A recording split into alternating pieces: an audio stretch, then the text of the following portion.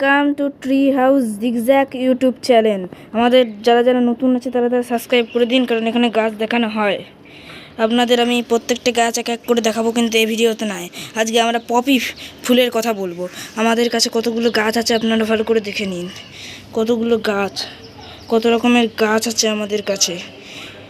আপনাদের এই ভিডিওটা ভালো লাগলে অবশ্য করে একটা লাইক করে দেবেন আর সাবস্ক্রাইবটা টিপে দেবেন, ঠিক আছে? আপনি দেখতে পাচ্ছেন কত সুন্দর সুন্দর ফুল ফুটে গেছে। তো আমরা আজকে যার কথা বলবো সেটা হচ্ছে পপির চারা।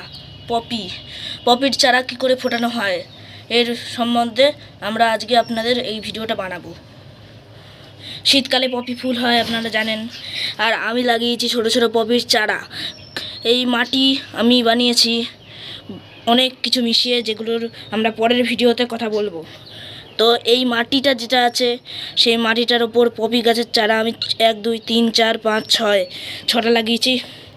আর আমি 6খানা টিপস দেবো, তাছাড়া এই ভিডিওতে আমি আর কিছু দেবো না, পরের ভিডিওতে দেবো। আপনারা যদি পরের পার্ট চান তাহলে কমেন্টে নেক্সট পার্ট লিখবেন আর আমার ইউটিউবটাকে সাবস্ক্রাইব করে দেবেন, ঠিক আছে? তাহলে আমি বলছি ফার্স্ট টিপস, এই গাছটাকে অতিরিক্ত রোদে রাখা উচিত না, 10 থেকে 20 টেম্পারেচারের মধ্যে রাখতে হবে।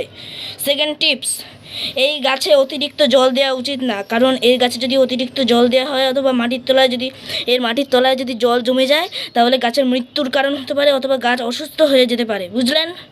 আর তৃতীয় টিপসটা হচ্ছে এর মাটি খুবই সাবধানে বানাতে হবে।